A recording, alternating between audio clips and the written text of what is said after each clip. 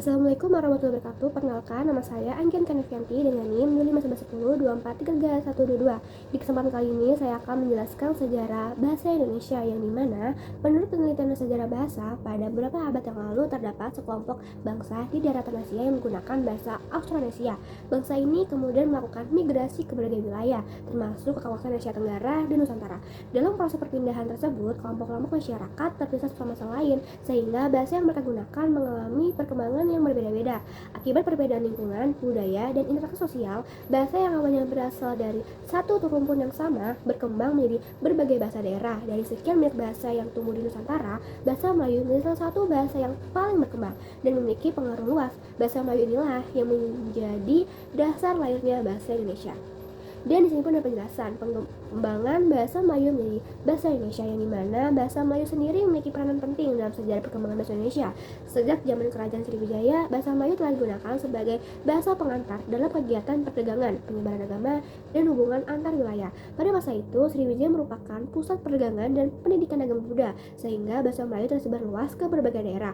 Bahasa Melayu juga berfungsi sebagai lingua franca, yaitu bahasa perhubungan antar suku dan antar daerah di Nusantara. Hal ini terjadi karena struktur bahasa yang sederhana dan mudah dipelajari, tidak mengenal sistem tingkatan bahasa yang rumit, mudah menyesuaikan diri dengan perkembangan zaman, dan diterima oleh berbagai suku tanpa menimbulkan kesan dominasi budaya tertentu.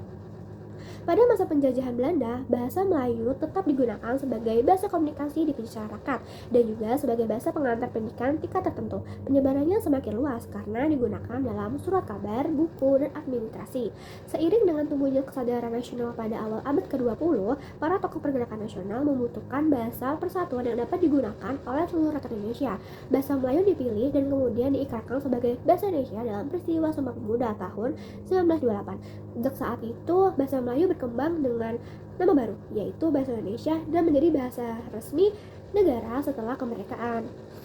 Pengertian bahasa secara umum, bahasa adalah alat komunikasi yang digunakan manusia untuk menyampaikan pikiran, gagasan, perasaan, dan keinginan kepada orang lain secara jelas dan sistematis.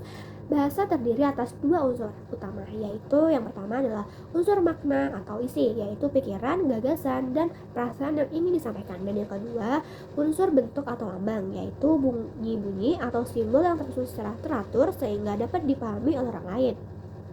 Bahasa Indonesia dapat diwujudkan dalam beberapa bentuk, yaitu bahasa lisan, komunikasi secara langsung melalui ucapan, dan bahasa tulis, yaitu komunikasi melalui tulisan atau teks. Dan yang terakhir ada bahasa isyarat yang menggunakan gerakan atau simbol tertentu.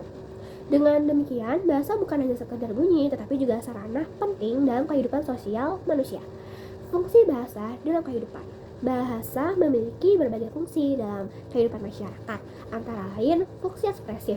Bahasa digunakan untuk mengungkapkan perasaan, ide, gagasan, dan pendapat seseorang. Melalui bahasa, seseorang dapat mengekspresikan kebahagiaan, kesedihan, kemarahan, dan harapan. Fungsi komunikasi. Fungsi komunikasi itu yaitu bahasa berfungsi sebagai alat interaksi antar manusia agar pesan yang disampaikan dapat dimengerti oleh orang lain. Tanpa bahasa, hubungan sosial akan sulit terjalin dengan baik. Fungsi kontrol sosial. Sedangkan fungsi kontrol sosial itu adalah bahasa dapat digunakan untuk mengatur atau mengendalikan perilaku masyarakat. Contohnya adalah peraturan tertulis seperti dilarang merokok atau harap antri. Fungsi adaptasi yaitu bahasa yang membantu seorang menyesuaikan diri ketika berada di lingkungan baru. Dengan menggunakan bahasa Indonesia, seorang dapat berkomunikasi di berbagai daerah di Indonesia. Fungsi integrasi atau pemersatu. Fungsi integrasi atau pemersatu adalah bahasa Indonesia berperan sebagai alat pemersatu bangsa yang memiliki keanekaragaman suku, agama, ras, dan adat istiadat dan budaya. Bahasa Indonesia menjadikan seluruh masyarakat Indonesia tetap berada dalam satu kesatuan nasional. Kedudukan bahasa Indonesia sebagai bahasa nasional. Sebagai bahasa nasional, bahasa Indonesia memiliki kedudukan yang sangat penting, yaitu ada 4. Apa aja sih? Yang pertama, lambang identitas nasional yang mencerminkan jati diri bangsa Indonesia, dan yang kedua, lambang kebanggaan kebangsaan yang menunjukkan rasa bangga terhadap bahasa sendiri, dan yang ketiga, alat komunikasi nasional yang digunakan dalam berbagai bidang kehidupan seperti pendidikan, pemerintahan, dan media, dan yang terakhir, ada alat pemersatu bangsa, yaitu yang menyatukan masyarakat Indonesia yang beragam latar belakangnya. Bahasa Indonesia tidak hanya menjadi alat komunikasi, tetapi juga menjadi simbol persatuan, identitas, dan kedaulatan bangsa.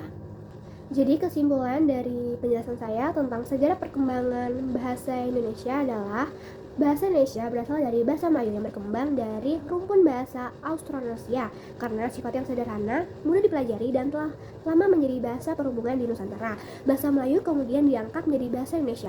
Bahasa Indonesia memiliki fungsi penting sebagai alat komunikasi, ekspresi, kontrol sosial, adaptasi, dan pemersatu bangsa.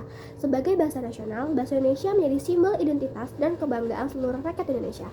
Sekian dari penjelasan saya. Assalamualaikum warahmatullahi wabarakatuh. Terima kasih.